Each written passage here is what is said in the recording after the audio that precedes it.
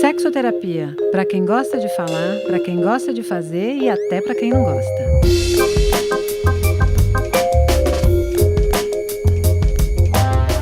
Sexo deveria ser algo prazeroso e natural, mas muitas pessoas têm dificuldade de ver essa experiência de maneira plena e prazerosa. Hoje vamos falar sobre casos de mulheres que não conseguem transar, seja por vergonha, trauma ou algum problema de saúde. Você está ouvindo a 8ª temporada do Sexoterapia, um espaço criado por Universal Wall para falar de sexo e relacionamento. Nessa temporada, estamos nos dedicando a falar de alguns segredos que muitas vezes ficam entre 4 paredes, mas a gente acha que não deveriam. Eu sou a Bárbara dos Anjos Lima, jornalista e editora de Universa, e estou ao lado da psicóloga, sexóloga, terapeuta de casais, Ana Canosa, que fez do gosto por sexo profissão, não é mesmo, Ana Canosa?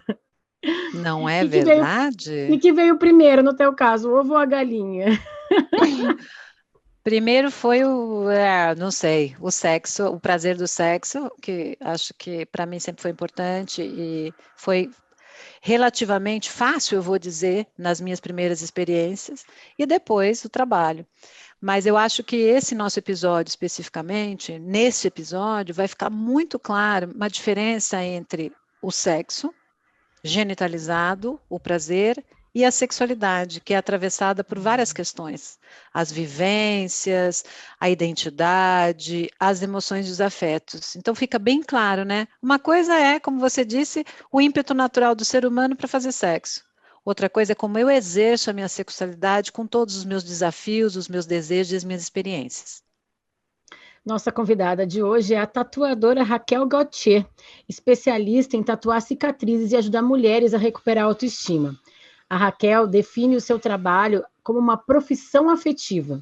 Ela tatua sentimentos e emoções e diz que tem que estar sempre preparada psicologicamente na hora que ela faz as tatuagens, porque algumas mulheres passam, acho que 30 horas ali com ela, abrindo o coração, falando da vida, e até principalmente por causa desse trabalho da Raquel com as cicatrizes, ela passa por muito por essa relação das mulheres com o corpo, a relação das mulheres, assim, acho que também deve ter, ela vai contar pra gente aqui.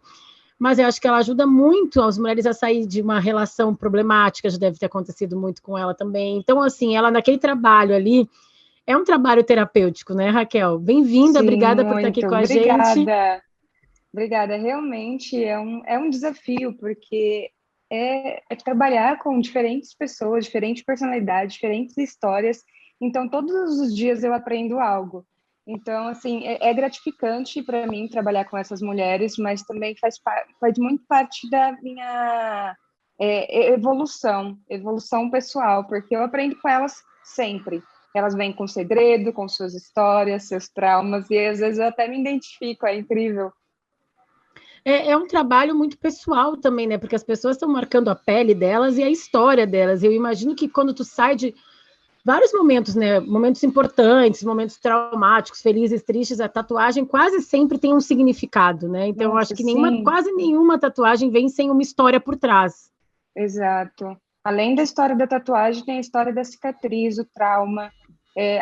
A parte do trauma da cicatriz, às vezes tem o trauma até antes da cicatriz, enfim, mas é desafiador, mas assim, todas as vezes que eu termino uma tatuagem, todas as vezes que entra uma cliente aqui, eu tenho que também saber lidar como que eu vou conversar com ela. Eu gostaria até de fazer alguns cursos de psicologia que relaciona a como abordar essas clientes, porque cada cliente é diferente uma da outra.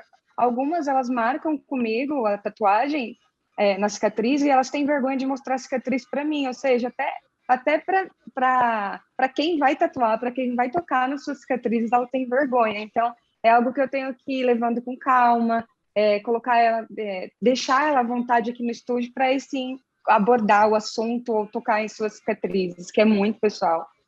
Imagina isso, então, numa vida sexual, né, Ana? Imagina Exato. Como uma pessoa que está assim vai se relacionar com uma pessoa nova, né? Que ela tem que se expor, só de expor o corpo, ela já é uma exposição da história dela, né, Ana?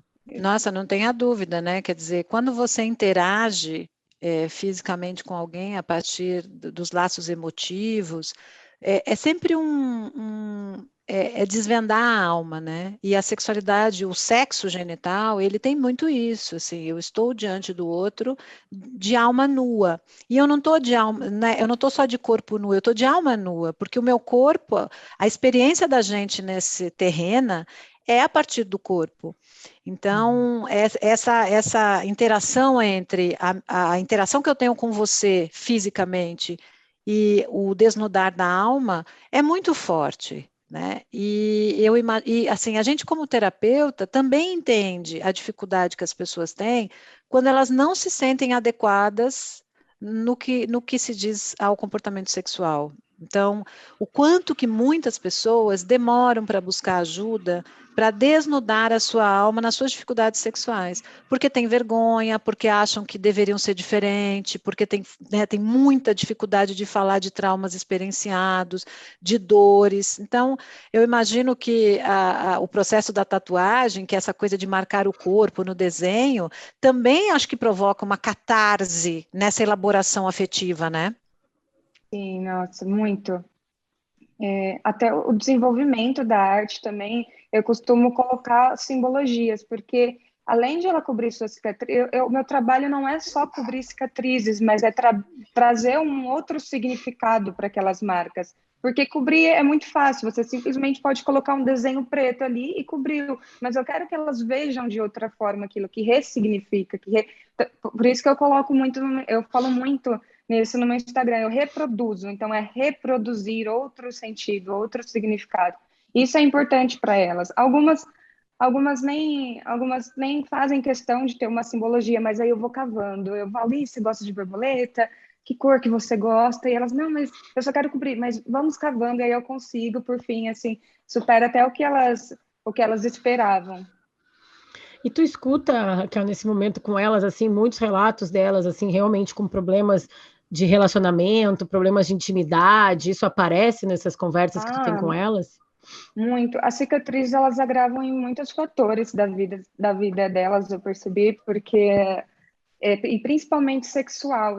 Eu tenho muitas histórias, eu vou tentar lembrar de algumas, eu estou lembrando, às vezes dá um branco, mas eu vou lembrar e falar para vocês. Uma das histórias é uma cliente tinha cicatriz na barriga, e ela comentou comigo que ela já sabia exatamente a posição que ela iria fazer na sua relação sexual para não mostrar. Então, aquilo, ela falou para mim que já era automático, então não era uma dificuldade para ela, porque já era tantos anos ela vem praticando essa forma de esconder a cicatriz, que já se torna natural. Então, imagine, a pessoa já faz parte dela isso, as posições específicas. É uma coisa E muito ela se doida. priva, né? A gente até já falou disso aqui em alguns Sim. episódios. Ela se priva de transar em outras posições, de fazer outros experimentos na cama, porque A não, eu só posso liberdade. transar aqui, porque esconde aqui essa cicatriz. Eu não quero que o meu parceiro, minha parceira veja isso, né, Ana? Agora eu acho que tem duas questões aí, né? Tem uma questão do corpo mesmo, a vergonha do corpo por ter uma cicatriz ou por achar que essa cicatriz enfeia aquele corpo a partir do padrão que a gente conhece como ideal estético, é uma coisa, mas eu acho que tem também como eu revelo para você de onde veio essa cicatriz, o que aconteceu comigo. Exato. Isso que eu acho que tem uma questão emocional fodida, assim, né? Quer dizer, para eu te contar de onde veio essa cicatriz, eu tenho que te contar o que eu passei. E nem sempre o que as pessoas passaram na vivência sexual, na vivência afetiva, são situações fáceis de falar, né? Não, e num primeiro momento, às vezes, né? Assim, tipo, tu tem que ter muita intimidade com aquela pessoa. Às vezes é, sei lá, a primeira vez que tu tá transando com ela, e aí aquela cicatriz já abre a porta para um trauma, né? Para uma história muito íntima que eu não quero contar para uma pessoa que eu tô recém conhecendo, recém começando um relacionamento, que às vezes amigos de longa data não sabem de uma história tão particular, né? E tem Exato. cicatrizes, Bah, eu lembrei, eu estava pensando aqui agora, tem cicatrizes que as pessoas às vezes se orgulham de ter, né? Então você pega aquele cara que foi baleado no braço e ele fala assim, tá vendo isso aqui? Isso aqui foi quando eu fui baleado. É né? verdade. Homens, né? Muitas vezes. Agora, eu não vejo as mulheres expressarem com tanto orgulho cicatrizes, né? Não sei, Raquel, como é que você vê isso, ou o que você tem para nos dizer? É desse jeito. A maioria são as mulheres que elas têm um trauma com cicatriz. E é exatamente isso que você falou. Tem muitos homens que eles se orgulham. Não, olha isso aqui, que legal. Mas as mulheres, eu acho que é mais Às vezes é um uma padrão. apendicite, né? Ai, olha isso aqui, minha cicatriz da apendicite. Ai, tudo não é nada corajoso, só tirou o apêndice, mas o homem vai lá. Mas, enfim, ó, gente, a gente tem casos para falar sobre isso hoje. Eu também, Raquel, se tu for lembrando histórias envolvendo sexualidade, relacionamento, vai contando para a gente, porque a gente quer muito saber, além desses 3 casos que foram apurados pela reportagem de Universa, para nos ajudar a discutir o tema da vez. Uhum. A gente vai ouvir primeiro o caso da Daniela, que tem 47 anos e é de São Paulo. Manda casos. Sempre tive autoestima baixa, me sentia inferior, lerda, boba, feia, mas tinha vontade de encontrar um parceiro para a vida. Sofri muito com ansiedade social, era muito tímida. Tinha 17 anos quando beijei pela primeira vez um amigo a quem pedi que me ensinasse como beijar. Tentei me relacionar algumas vezes, mas acabava não indo em frente. Fui ficando mais velha e acreditava que me relacionar já não era mais para mim. Passei dos 40 anos e a primeira relação sexual ainda não havia acontecido. O desejo era grande, mas meu medo de sofrer e de ser julgada por ser virgem, muito maior. Aos 44 anos, decidi dar um basta nesse sofrimento. Busquei um garoto de programa e finalmente tive a tão desejada relação sexual. E quer saber? Valeu a pena. Perder a virgindade foi também perder o estigma que essa palavra acarretava na minha vida adulta. Cara, essa história, deixa eu contar um pouco para os ouvintes, essa história aconteceu com uma paciente de uma colega, psicóloga minha, né, uma colega minha. É tão sensacional, primeiro porque vai falar sobre um traço de personalidade que pode dificultar as interações sexuais. A Daniela, ela tinha, como ela mesma relata, né, essa coisa da ansiedade social, quase uma fobia social, que é essa dificuldade que algumas pessoas têm, né, uma dificuldade muito grande, meio irracional, de estar em relacionamento com as pessoas no âmbito social mesmo, né? Aí vem um medo de ser julgada, um medo de ser humilhada, o medo de falar alguma coisa que não está certa, que pode desagradar alguém. E isso vai limitando muito o espaço da convivência, a capacidade dessa pessoa de poder interagir, né? E foi muito interessante o processo delas, porque essa minha colega, atendendo ela, então ela foi trabalhando as possibilidades do relacionamento afetivo sexual, e quando a Daniela decidiu, não, eu vou contratar um profissional de sexo, para isso acontecer, a minha colega ajudou muito nessa interação, inclusive o profissional de sexo escolhido foi no consultório. Nossa! Cara, sensacional. Ele foi no consultório. Veja, a paciente escolheu, era uma decisão da paciente. E a psicóloga acolheu essa decisão. Ela fez umas sessões com o profissional de sexo para explicar para ele qual era a dificuldade, por que ela estava buscando. Então, ela, porque até para a interação de fobia social, a pessoa precisa ir interagindo aos pouquinhos, porque é muito paralisante. Então, eles foram fazendo encontros prévios para que ela pudesse se acostumar com essa ideia e que o rapaz pudesse entender a necessidade, paulatinamente, dessensibilizando esse encontro para que chegassem no momento do sexo. Eu achei de uma beleza, de uma sensibilidade tão profunda. E aí fiquei pensando também, né, nesse lugar do profissional do sexo, que ninguém olha para esse lugar, né? A gente olha para um outro lugar, mais estigmatizado, a gente olha para o lugar da violência, a gente olha para o lugar, né, das dificuldades que profissionais do sexo vivenciam, do estigma, enfim, de tudo, né, de tráfico e tal, mas esse lugar a gente nunca olha, né? O lugar de alguém que chega para ajudar o outro num processo dessa natureza. Achei de uma beleza incrível. E sabe o que eu acho muito legal nessa história também? É que ela buscou o profissional, claro, ela já estava num tratamento com a tua amiga, como tu falou, que é uma terapeuta sexual, eu imagino, uma psicóloga, né? Isso, é uma terapeuta comportamental, exatamente. Então, assim, ela já estava nesse tratamento, mas eu acho que ela buscou esse profissional de sexo de uma maneira assim, então tá, gente, vou resolver isso aqui, porque também se eu for ficar misturando, eu ainda tenho que gostar, me sentir sei lá, amar uma pessoa, achar um cara que eu queira ter uma relação, eu já estou botando mais um empecilho, mais uma... Já esperei até os 44 anos, eu vou ter que esperar. Cada vez que a gente espera um pouco mais, a gente põe mais um empecilho, parece, né? Tem que ficar mais perfeita ainda essa pessoa. Então chegou um momento que ela, então tá, vou dar um basta nisso, não quero ser mais definida por isso, né? Eu tenho uma conhecida minha que perdeu a virgindade. Eu também não gosto muito desse termo, né? Perdeu a virgindade. Parece que a gente pode encontrar depois, né? Eu sempre fico pensando, parece que, nossa, encontrar um negócio super importante, encontrar a virgindade depois. Não, e aí assim também, tipo, eu fico pensando, será que se eu voltar naquele camping em que eu transei pela primeira vez, eu vou encontrar minha virgindade lá, sabe? Mas, enfim, eu tenho uma amiga que transou pela primeira vez com 30 anos. E ela tinha muitas questões, assim, e aí eu acho muito legal contar essa história, porque tem tudo a ver com a Raquel tá aqui, porque depois que ela transou, ela foi fazer uma tatuagem, logo na sequência, porque foi uma coisa tão para comemorar essa nova era, essa nova pessoa que ela era. Sim. Né? Então, assim, para ela foi um marco, e ela assim, não, agora ela era uma pessoa também muito retraída, tinha autoestima baixa, ela era uma pessoa mais quieta, ela usava, eu sempre, assim, tipo, mesmo no verão, sempre com muita roupa, sabe, assim, tipo, uma coisa da relação com ela mesma difícil, assim, da autoimagem, e aí quando finalmente ela conheceu um cara, e foi meio por aplicativo, que se envolveu com o cara e tal, ela transou, aí ela falou, 2 dias depois ela fez uma borboleta, tipo, isso aí, agora eu tô livre para voar, era essa a história dela. Assim. Nossa, é Raquel, muito importante quando a pessoa se liberta. A maioria das minhas clientes, que eu vejo que elas querem tatuar e quer curtir a vida, e quer viver, são mulheres acima de 50 anos. Tem uma cliente de 70 anos que ela quer fazer kiss me aqui perto da virilha, porque ela encontrou o amor da vida dela e tá toda feliz, livre. Então, a tatuagem, ela é uma forma também é uma forma de expressão, né? É um dos meios que as pessoas encontram para se expressar. Então, de várias formas. Adorei um kiss me na virilha, eu achei demais. E ela tá doida para fazer, doida.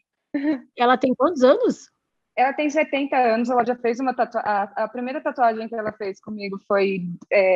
ela falou até que era do namorado dela, negão, começou a falar abertamente aqui sobre a vida sexual dela. Quando ela chegou no estúdio, ela, deixa eu te contar que eu tô muito livre, eu tô muito feliz que agora eu vou fazer uma tatuagem, vou fazer a tatuagem do meu namorado, maravilhosa. Fez a tatuagem, que é uma releitura da foto dela com o namorado dela, e agora ela quer fazer kiss me, já quer marcar. E pelo que tu tá falando, é uma mulher que depois, né, mais velha, como tu falou, vários casos, foi também se reconectando com essa sexualidade, porque imagino, né, Ana, que há muitas mulheres, assim, a gente tá vivendo nos últimos anos, décadas, a transformação da vida sexual da mulher, né, Ana? Uma mulher que tem 70 anos pode ter casado, não por amor, ou muito menos por tesão, né, acho que o tesão não existia como condição para casar, exato, né? Aí ela com 70 anos se reconecta, eu acho que, imagino assim, né? Não sei, claro, não conheço a história dessa cliente da Raquel, mas eu sei de muitas histórias, assim, eu lembro de uma amiga da minha avó contando que ela, tipo, nunca, assim, foi descobrir o prazer no sexo depois também dos 60 anos, depois que ficou viúva e voltou a namorar. E ela falou, como a gente falou, como é o título desse programa, ela não gostava de transar, ela transava porque, tipo, o marido chegava, botava ali, ela tinha que ter filho, era meio que, tipo assim, e ela foi descobrir que isso também poderia dar prazer, ser legal, ter vontade, perto da idade dessa cliente da Raquel. Olha, eu só tenho uma coisa a dizer, que as mulheres desta nova geração são muito sortudas de estarem iniciando a vida sexual, vivendo a sexualidade na juventude, num momento em que a gente tem tanta informação e tantos profissionais ajudando nesses processos difíceis. Então, quando você fala, por exemplo, da fobia social, que é o caso da nossa protagonista, hoje tem profissionais que trabalham só com isso. Tem realidade virtual para você ir se aproximando das situações. Eu tenho uma colega, psicóloga, que ela inventou um aplicativo que você usa um óculos de realidade virtual que facilita uma pessoa que tem fobia social, por exemplo, a se aproximar de situações onde ela vai ter palpitação, ansiedade, e isso acontece em questões sexuais também, para que ela vá se aproximando e ela vá respirando, e ela vá aprendendo a respirar e a lidar com aquilo. Hoje você tem profissionais fisioterapeutas pélvicos, você tem terapeutas sexuais, então a gente tem uma infinidade né, de ferramentas para ajudar. As nossas avós não tinham porra nenhuma, coitadinhas. Tinham o quê? Nada, né, gente? Não tinham. Nada, nem assim, tipo, Nada, sei lá com quem elas exato. falavam isso, sei lá, confessavam com o padre, e ainda pior ainda pode ser, né? Pode gerar mais culpa ainda, na verdade, né? Se vai meter a religião no meio. Então, isso é Exatamente. verdade, Ana.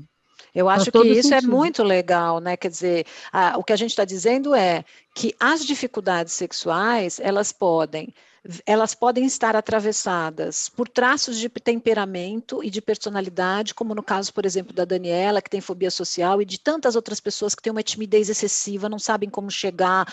Eu tinha um paciente meu, que está inclusive no meu livro, que ele tremia todo durante a sessão. Ele tremia, o corpo dele tremia. Tamanha era o impacto que tinha a fala ali com uma mulher, sabe? Então, fazer terapia com uma mulher, para ele, também era uma maneira dele se habituar a se comunicar, porque ele não conseguia, gente, ele não conseguia paquerar as mulheres que ele tinha desejo.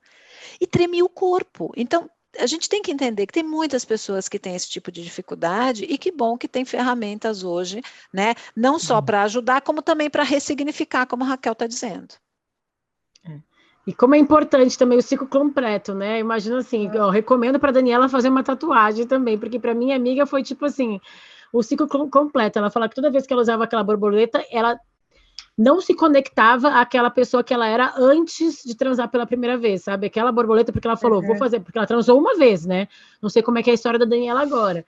Mas, assim, também tem aquilo, né? Tu passou 40 anos, 30 no caso da minha amiga sem transar, ela transou com um cara que era um cara também, não era um cara com quem ela tinha um relacionamento, foi um cara que ela conheceu no aplicativo. E ela, tá, agora eu vou ter que ter um segundo e um terceiro, né? Isso, assim, não é só fazer uma vez e pronto, tá feito, nunca mais, né? E aí ela disse que ela... Fala, Bá, termina. Ela disse que ela disse que ela olhava a tatuagem, quando ela começou a paquerar um segundo cara, ela falou assim, eu sei fazer isso. Tá aqui, essa borboleta me virou dizendo que eu já marco, né? fiz. É só para me lembrar que eu já fiz. E olha, agora tem uma questão interessante também que eu quero trazer, assim, para finalizar esse caso e também dar início para os outros casos, que é o seguinte, né? Nas interações de sexo casual, às vezes fica mais difícil para quem tem uma dificuldade de expressar para essa pessoa nova que eu tô me sentindo julgado, eu estou me sentindo avaliado, de eu dizer assim, olha, eu estou muito tímida. Olha, eu tenho muita dificuldade. Olha, vai com cuidado comigo. Então, também eu quero chamar a atenção para os nossos ouvintes, para as nossas ouvintes, que uma dose de amorosidade no encontro com o outro sempre é importante, porque a gente nunca sabe quem é essa outra pessoa e o que ela carrega, que medos, que ansiedades. Então, a gente às vezes faz uma avaliação de uma pessoa muito sabe, por aquilo que ela não está desenvolvendo. Então, não desenvolveu a conversa, não, sabe, não sabia onde enfiar a mão. Gente, tem gente que não sabe onde enfiar a mão. Então, ou, né, você pode ter essa decisão também de amorosamente ajudar alguém que não sabe onde enfiar a mão. Muito bom. Vamos para o nosso segundo caso? O nosso segundo caso é da Juliana, que tem 29 anos e é de Belo Horizonte. Manda casos.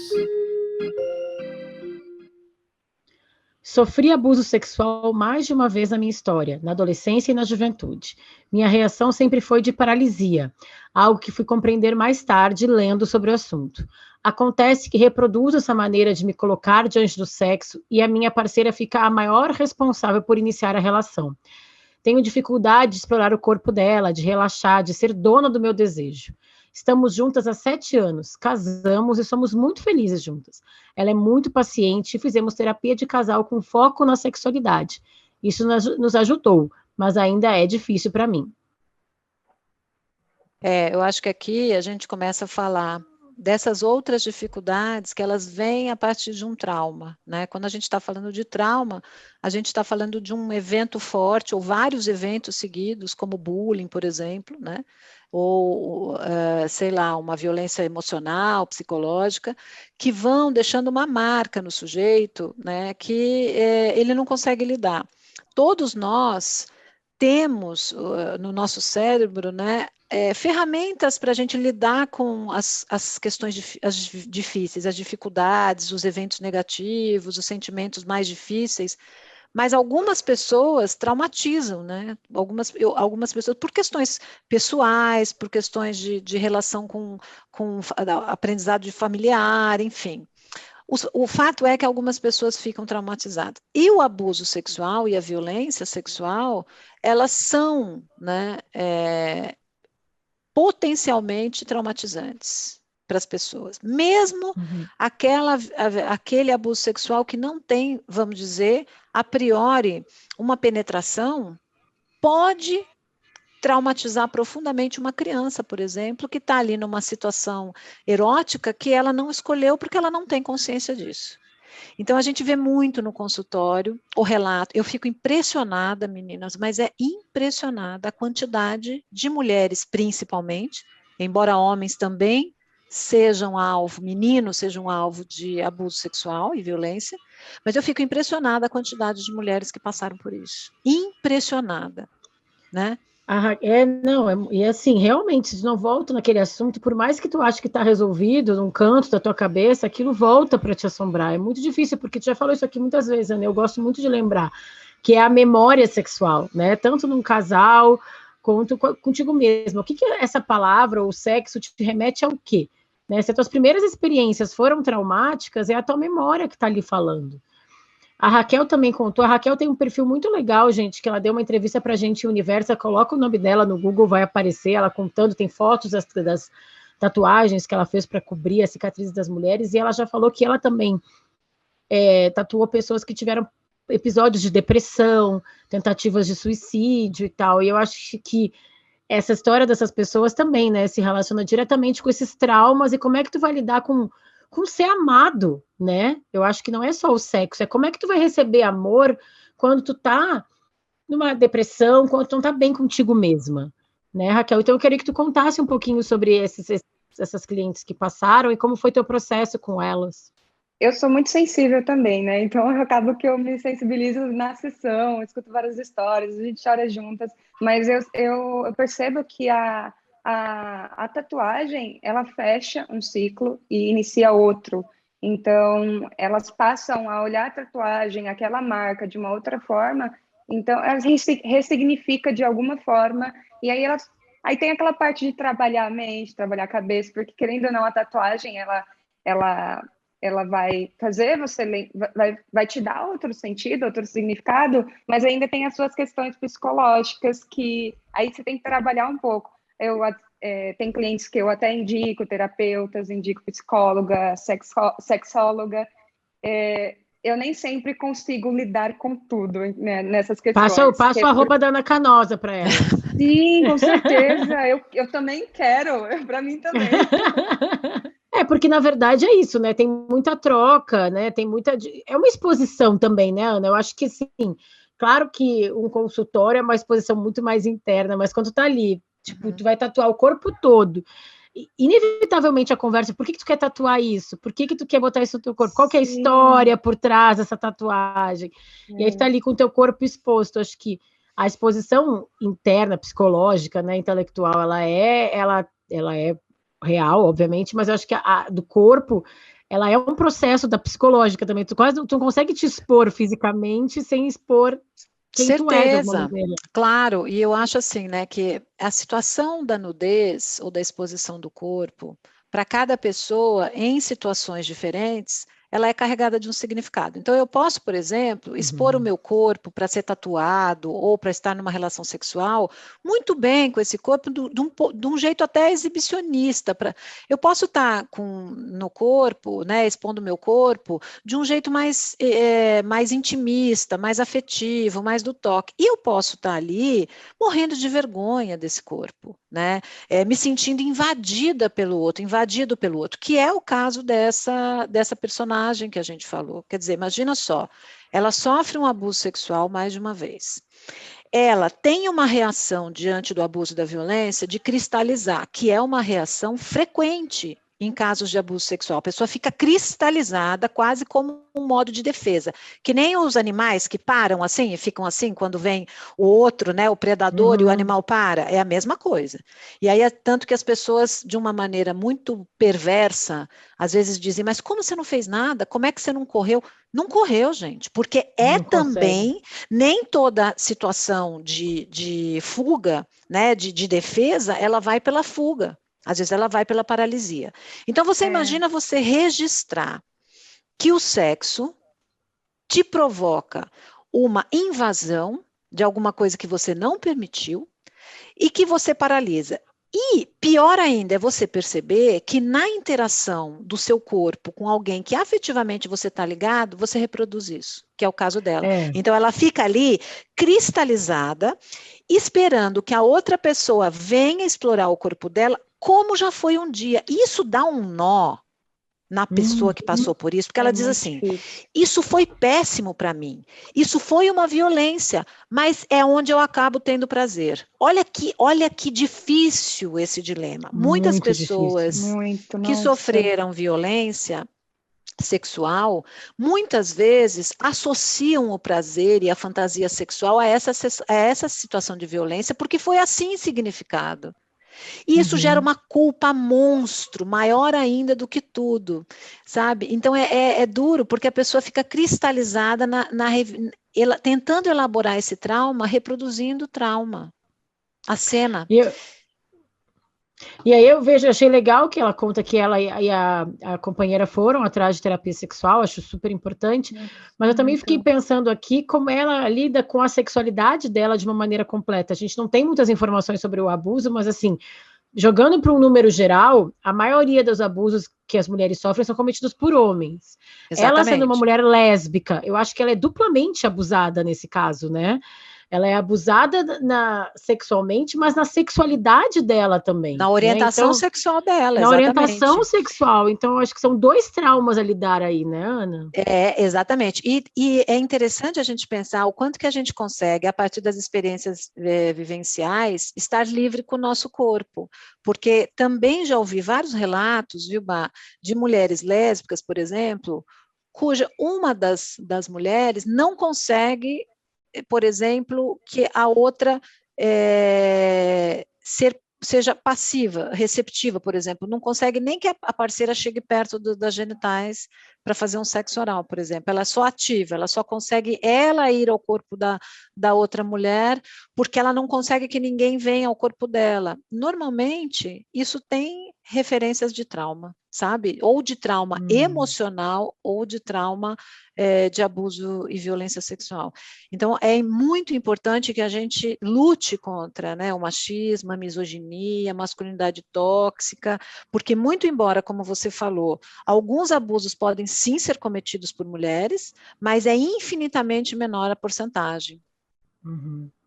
Uma outra coisa que eu pensei também, Ana, que eu acho que é a pergunta desse programa. Sexo é bom? As pessoas têm que gostar de sexo? Eu acho que é a pergunta principal que a gente não falou ainda. Se eu não estou gostando, se alguém está nos ouvindo agora e não está gostando, tem alguma coisa errada ou tudo bem alguém não gostar de sexo? Olha, eu acho que tudo bem a pessoa não gostar de sexo, desde que ela seja livre para experimentar ou gostar. O que eu quero dizer com isso? Se o nosso corpo, ele tem ali, né, terminações nervosas que favorecem a experiência e a sensação de prazer, então quase todos os corpos, porque eventualmente você tem ali um problema ou outro fisiológico, anatômico, de alguns corpos com mais dificuldade de ter prazer por outras razões, mas assim, a experiência de sexo, anatomicamente, ela deveria ser prazerosa. Então, se eu tenho liberdade para experimentar isso, eu posso até dizer, legal, ó, eu experimentei, foi legalzinho, mas tipo, não gosto tanto, por outras razões. Acho preguiça, não gosto dessa coisa de corpo, tem muito suor, é muito molhado, sei lá, X. Outra coisa... Que seriam os assexuais, Ana? Essas pessoas talvez são os assexuais. Os assexuais, eles não têm atração sexual, eles não têm atração pelo outro. É quase como se a atividade sexual com alguém não tivesse muita, sei lá, não tivesse muito fundamento, sabe assim? Porque eles não têm atração. Outras pessoas podem não gostar de sexo por outras razões, assim como eu falei, por exemplo, por ser tudo muito úmido, muito molhado, por ter suor, por conta das questões corporais. E outras pessoas não gostam de sexo porque elas foram condicionadas a não gostar de sexo, ou por questões religiosas, ou pela família, ou porque elas foram traumatizadas. Então, te respondendo à pergunta, Bárbara, é isso. Se eu tive liberdade para entender que o meu corpo pode produzir prazer, e eu decido, por A mais B ou mais C, que eu não quero fazer sexo, tá beleza. Agora, eu tive essa liberdade? Daí eu diria, vá em busca dessa liberdade. Veja se você não consegue conquistá-la, porque você está recusando uma possibilidade de prazer. E eu fico pensando também, né? Não sei se a Raquel já passou por isso, mas às vezes a gente sente um relacionamento acabando quando a gente para de gostar de ter interações com aquela pessoa, sabe? Sim. Então, assim, né? Tipo, assim, era bom e de repente parou. E aí eu já vi até conversas com amigos e amigas, aquele bom e velho, não é você, sou eu? Será que sou eu? Será que eu que estou deixando de gostar? Ou será que é com essa pessoa? E aí tu começa a transar com outra pessoa e fala, opa, era bom mesmo o negócio, né? Então, às vezes, tá muito ligado. Que conta aí, Raquel. Não, realmente. E também eu tenho uma vida, eu sou casada, né? E tenho uma vida sexual, só que às vezes é normal, casadas não precisa disso todo dia. E eu sou muito ativa, né? Eu quero toda hora, eu quero todo dia. Então, quando isso vai diminuindo a frequência, a gente fica se perguntando, gente, será que é normal? Essa pessoa não está gostando mais. Eu já tenho essas outras questões. Será que essa pessoa não está gostando mais de mim? Mas são coisas que têm que ser conversadas, né? E a gente costuma, eu sou do tipo de pessoa, e talvez eu tenha que mudar, não sei, mas eu costumo colocar o sexo como, não, meu Deus, tem que ter sexo. E às vezes pode ser só um detalhe, né? Tem outras coisas para serem acrescentadas. Então, a relação, eu acho que o sexo é importante, mas você tem que conversar com o seu parceiro, né? Entender até que ponto, se ele gosta, se ele não gosta, se ele está precisando de uma ajuda. Porque também, né, Ana, a gente já falou sobre isso um pouco nessa temporada, mas pautar o relacionamento apenas no sexo, nem todo mundo vai conseguir esse relacionamento, na verdade, né? Eu diria que é um pouco irreal, né? Dar uma vida de casada, como tu falou, com outras coisas acontecendo, a gente já falou até da pandemia ou alguns momentos da vida em que tu tá mais triste, menos com a libido mais em baixa, né? Sei lá, Sim. As mulheres menopausa ou pós-parto, ou até nada a ver, ou só, tipo, realmente coisas da vida, né, Ana? Então, assim, E aí eu acho que existe essa pressão, aí, tipo, eu não tô gostando de transar. Será que eu tô com problema? Porque tudo ao nosso redor parece que exala sexo, né? A sociedade, o mundo, ele é um lugar sexual, né? A gente liga a TV, a gente vê o outdoor, a gente vê um clipe, sei lá, o mundo tá exalando sexo. Aí quando tu é a pessoa que não gosta ou não quer, automaticamente eu tô errada. Tem um problema aqui. Eu acho que sim, eu acho que é aquilo que a gente falou da pessoa se sentir inadequada. Agora, tem um desdobramento que é difícil, porque é difícil para parceria. Então, você imagina uma parceria e aí eu não estou nem falando de quando você não está afim, eu estou falando dessas pessoas especificamente que têm muitas dificuldades, como no caso da nossa personagem. Imagina para a parceria ter que abrir mão do sexo, porque o seu amor de vida não consegue transar ou não gosta de transar. É muito duro, muito, porque você fica naquele dilema entre, cara, eu amo essa pessoa, eu adoro essa pessoa, a vida da gente é maravilhosa, mas a pessoa não gosta de transar. Ou a pessoa tem dificuldade, a pessoa não consegue transar. Não consegue. Tem dificuldade monstro, isso vai levar tempo, isso vai levar um processo. O que eu faço? Abro mão por causa disso? Haja paciência mesmo. Mas é realmente... É só com muito... haja muito amor, como tu já falou aqui. Haja amor. Haja amor. E assim, o que é esse amor, né? Amorosidade. O que é esse amor e até quando ele sustenta? A gente tem que, realmente, com muita conversa, como disse a Raquel. A gente tem mais um caso, mas antes a gente vai fazer um intervalo. Depois de mostrar como o PCC se tornou a maior facção criminosa do Brasil, a série Primeiro Cartel da Capital chega à segunda temporada. Agora, o foco são as disputas pelo comando do tráfico internacional. Os novos episódios estão no Wallplay e no YouTube de Move.doc. Ideias, uma série de entrevistas em vídeo do UOL. Com grandes nomes, experiências, incômodos, propostas e soluções. Assista ao Ideias no YouTube do UOL. O sobrevivencialista é o cara que busca técnicas, conhecimentos e equipamentos para sobreviver independente da situação onde ele estiver. A pandemia nos provou que essas pessoas estavam certas. Greve de caminhoneiro, greve de policiais, tudo isso pode ser um estalo para alguém.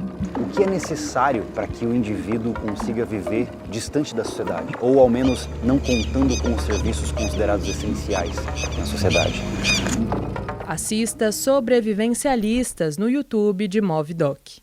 O nosso próximo caso é da Ana, que tem 23 anos e é de São Paulo. Manda casos. Cresci em uma família evangélica e antes de começar a ter uma vida sexual ativa, ouvia que sexo seria doloroso e que eu deveria ser feito apenas com o meu marido. Acho que isso ficou na minha cabeça, mesmo eu não sendo tão religiosa. Perdi minha virgindade tarde, aos 20 anos. Ela tem que ouvir o primeiro caso aqui, gente, não foi tarde, não. Era o meu primeiro namorado sério. Doeu muito ter relação, a gente mal conseguiu fazer a penetração de tanto que eu fiquei desconfortável. Mas achei que era algo comum pela primeira vez. A sensação, no entanto, nunca foi embora. Sempre que íamos ter uma relação, eu sentia muita dor, como se meu corpo fosse contra a penetração. Sentia algo como uma laceração na minha vagina. Achei então que o sexo não era para mim. Passei algum tempo tendo relações sem penetração por conta dessas dores, e isso afetou meu relacionamento. Até que, aos 22 anos, participava de um grupo de mulheres no Facebook e uma delas fez um relato sobre vaginismo. Eu me identifiquei com o que ela escreveu e fui pesquisar melhor sobre o assunto, além de buscar especialistas. Por fim, descobri que eu também tinha vaginismo. Foi muito triste, porque é uma condição que a gente não entende, muita gente também não entende. Acham que é só usar um lubrificante, relaxar com um copo de vinho e tudo bem. Hoje em dia estou em tratamento, tanto físico quanto psicológico, e espero um dia conseguir fazer sexo com tranquilidade. Ana, explica pra gente o que é o vaginismo. Ok. O vaginismo é uma contração involuntária de toda a musculatura da vagina, a musculatura pélvica, que impede a penetração. Ou seja, é alguma coisa que a mulher, ela não domina, não é alguma coisa que ela pensa, estou tensa. Não, simplesmente contrai. E contrai, às vezes, a ponto de não entrar um cotonete, de tanta tensão muscular que acontece. É quase uma reação fóbica à penetração. Né? A penetração, algumas mulheres chegam a ter uma reação fóbica até a proximidade da mão, por exemplo, mas é uma condição que normalmente está acompanhada da dispareunia. Dispareunia é a dor durante a relação sexual.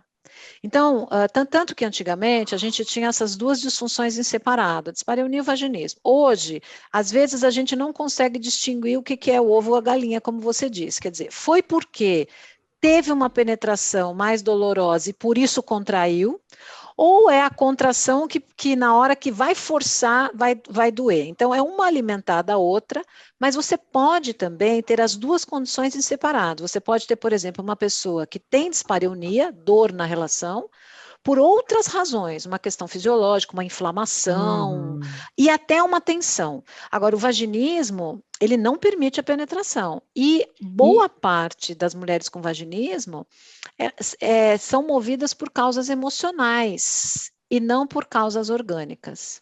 O vaginismo, ele é de fundo psicológico, então? A maior parte das causas do vaginismo é de fundo psicológico. Porque no começo do relato dela, ela traz isso, né? De ser de uma família evangélica, de que o sexo era só com o marido, de que a primeira vez ia doer. Então, assim, antes dela chegar nesse lugar do sexo, ela já está carregando um caminhão de negatividade. Exatamente. Como é que ela vai chegar naquele lugar, assim? Eu acho que a primeira vez, ela é sempre, de alguma maneira, tensa, ou assim, né, envolve algum tipo do desconhecido, né? A gente não sabe lidar com o desconhecido. Então, nunca é um momento tranquilão. Por mais que tu esteja num relacionamento, por mais que tu esteja com alguém que tu tem uma relação, intimidade e tal.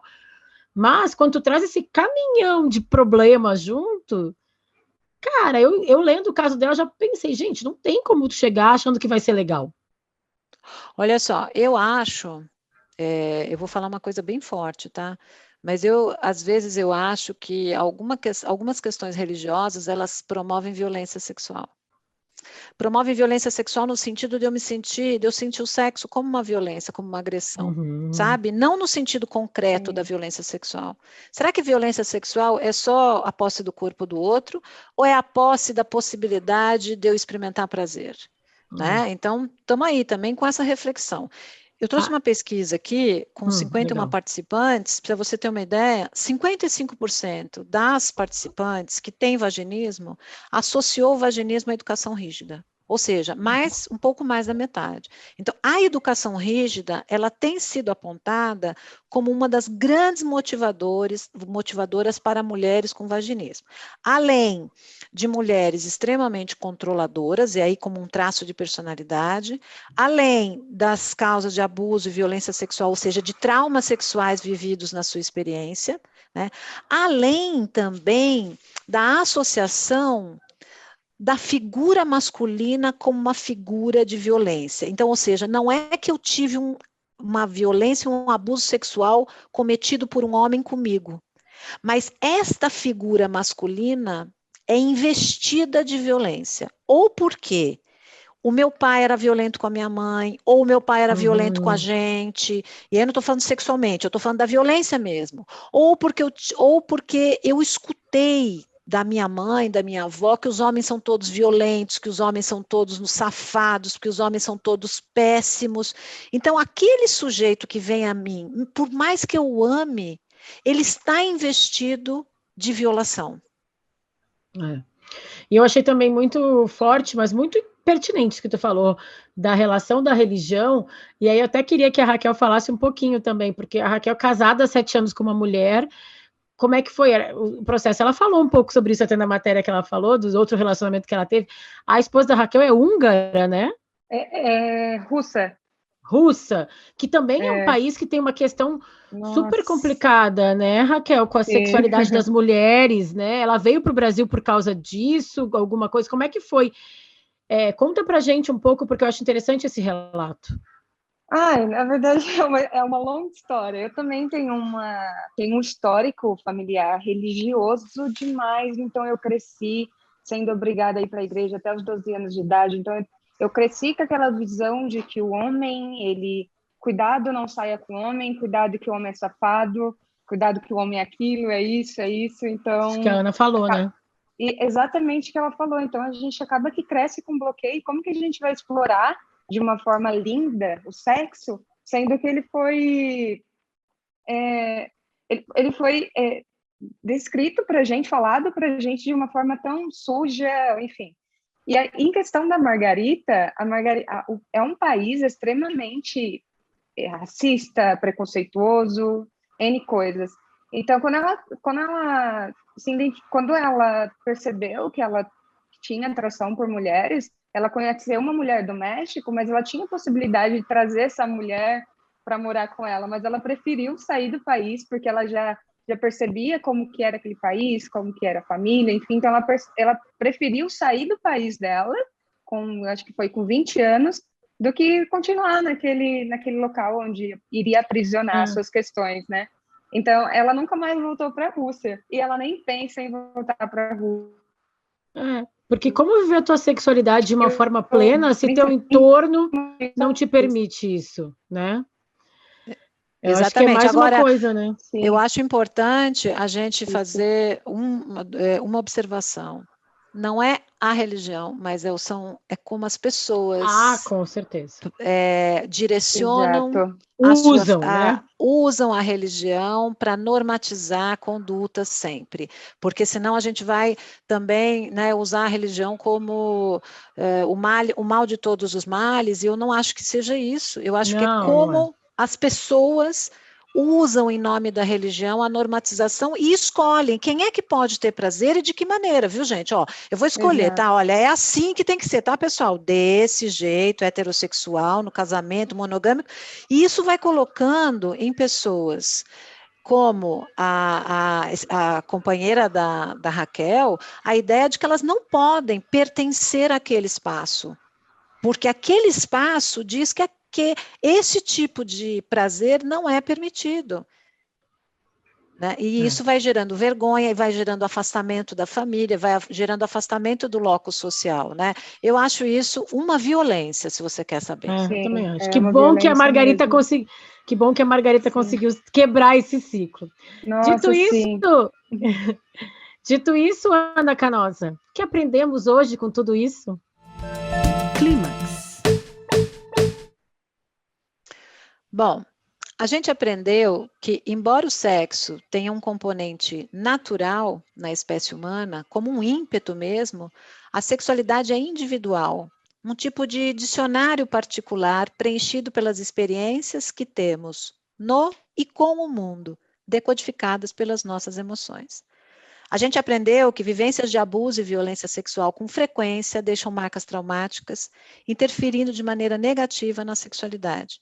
É preciso combater o machismo, a misoginia e a masculinidade tóxica e promover uma educação baseada na equidade de gênero e na cultura de paz.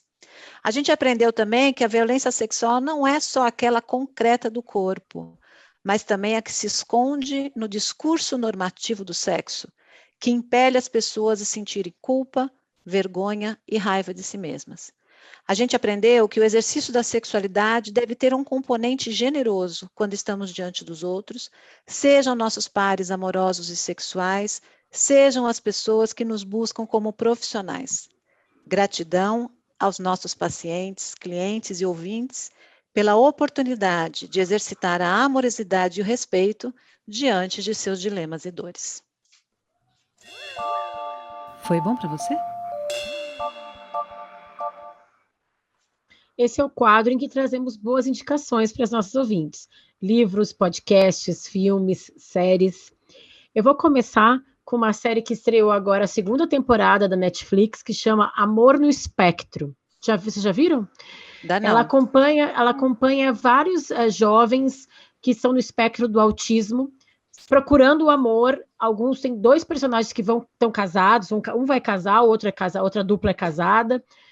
E aí eles estão ali mostrando esses jovens que têm entre 20 e 30 anos, têm diagnóstico de autismo, e como eles descobrem o relacionamento, os amores, e como aquilo é importante para eles, mas como isso para eles durante muito tempo foi privado, né? Porque eles foram tidos como seres não sexuais, não amorosos, por causa de uma síndrome que eles têm, né? Enfim. E é muito interessante ver como para eles é importante desenvolver a sexualidade, desenvolver o amor.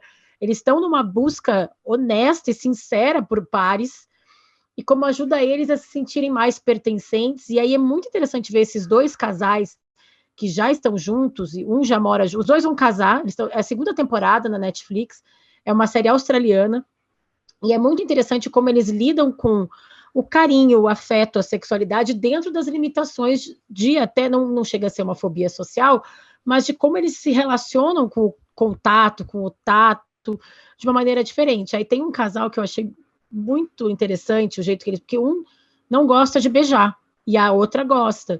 E aí eles têm uns contratos verbais mesmo. Não, hoje é um dia especial, a gente vai se beijar, ele pede ela em casamento. É um spoiler, mas tudo bem, gente. E aí eles se beijam, ele fala, não, hoje eu sei que foi importante. E aí eles também começam a falar sobre sexo, como é que isso foi colocado na vida deles, como eles foram descobrindo que eles têm uma sexualidade. É muito interessante, assim, porque aí em algum certo momento uma fala, não sei porque botaram na cabeça que só porque eu sou autista eu não vou querer transar, não vou querer ter um relacionamento. Então eu acho que é muito legal porque quebra essa ideia de que só porque eles são assim não vão gostar de transar. É muito interessante a série. Tem uma outra série, não tem? Acho que é a Atypical, que também traz... Atypical, então, mas a Atypical é uma série... Isso. A Atypical é uma série de ficção. Essa Amor no Espectro é um documentário, é com histórias reais, de pessoas reais. É mais assim, a Atypical é bem legal também, mas é que é tão interessante porque são jovens australianos de verdade, né? Uma série documentário, assim, bem interessante. Estou gostando bastante de assistir. Legal. Ana, o que tu trouxe pra gente? Olha, então nessa reflexão também eu trouxe um filme já mais antigo, que é com a Ellen Hurt, uma das atrizes, que chama As Sessões, que vai contar também a história de um homem com uma dificuldade motora profunda, né? Ele teve paralisia na infância e tal, e que é um escritor e que ele tem muita vontade de fazer sexo, mas ele não consegue nem ficar de pé, né? E ele vai numa terapeuta sexual, e essa terapeuta sexual encaminha ele para uma profissional que vai interagir com o corpo dele e para que ele possa experimentar o prazer sexual, que é vamos dizer, uma profissão que no Brasil a gente não tem, como essa coisa da profissional de poder fazer sexo com o outro. O que a gente tem são algumas pessoas que interagem fisicamente com os seus clientes, no sentido de manipular, para ajudar, para que a pessoa possa fazer uma masturbação, enfim, mas é muito bonito. Acho que vai um pouco nessa linha que a gente falou do nosso primeiro caso, que buscou um profissional do sexo, olhar um pouco também para essas pessoas que de algum jeito ajudam outras, né? Então acho que essa é uma dica.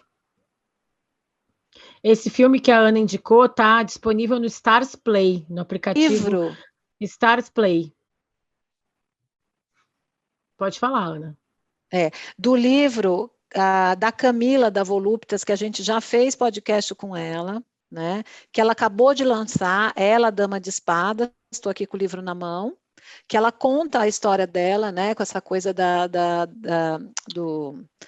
do sexo liberal, né, da sociedade que ela criou, com o parceiro e tal, porque ela vem também de uma repressão religiosa muito profunda, e é interessante, então, ir vendo como é que ela transformou, né, e reelaborou o comportamento sexual dela a partir das vivências que ela teve. Então, ela, Dama de Espadas, da Camila, da Voluptas. Muito bom. Raquel, querida, obrigada por estar aqui com a gente. Vende aí teu peixe, dá teu arroba e dá tua indicação também. Eu estou assistindo uma série, eu ainda não terminei, mas é Sex Education. Parece uma série de adolescente, mas ela traz, é incrível, ela traz momentos atuais. E o legal da série é que ela traz histórias palpáveis que o telespectador ele se identifica. Então, lá vai ter falta de libido, vai ter a masturbação feminina, masculina. Então, uma série de fatores sexuais que em algum caso a gente vai se identificar, quem está assistindo se identifica. Então, trata de uma escola que tem um diretor com um pensamento conservador, que ele não quer que fale sobre sexo, sobre nada, e de um aluno que tem uma mãe que ela é terapeuta sexual. Então, ele começa a fazer uma terapia sexual na escola, escondida, com a amiga dela, onde todos os alunos já começam, nossa, quero... E todo mundo vai super empolgado, resolver seus problemas, né, com ele. E a série trata sobre isso, sobre a terapia sexual e o quanto é importante, a gente tem que deixar esse tabu de lado, quebrar esse tabu de não falar sobre sexo, e os alunos se revoltam e querem falar abertamente sobre isso. Então, é uma série que eu indico muito e gosto muito, e estou aprendendo muito com ela. E sobre o meu Instagram, me segue lá, Raquel Gautier, então eu coloco bastante trabalhos, eu coloco a história da cliente, eu gosto bastante de humanizar o meu Instagram para as pessoas se sentirem um pouco perto ali do processo, eu coloco o processo, enfim, tudo que eu consigo colocar no Instagram com permissão da cliente, eu coloco. Isso. Obrigada, Raquel, que bom que você esteve aqui com a gente, gostei muito. Obrigada mais uma vez, querida Ana Canosa. Eu que agradeço, semana que vem a gente incríveis. Semana que vem a gente está de volta com mais um Sexoterapia. Até lá. Até lá, gente. Siga o @universo_UOL nas redes sociais e compartilhe com a gente a sua história. Quem sabe o seu dilema não é o próximo a ser tratado por aqui? Você pode ouvir este e outros podcasts do UOL em uol.com.br/podcasts.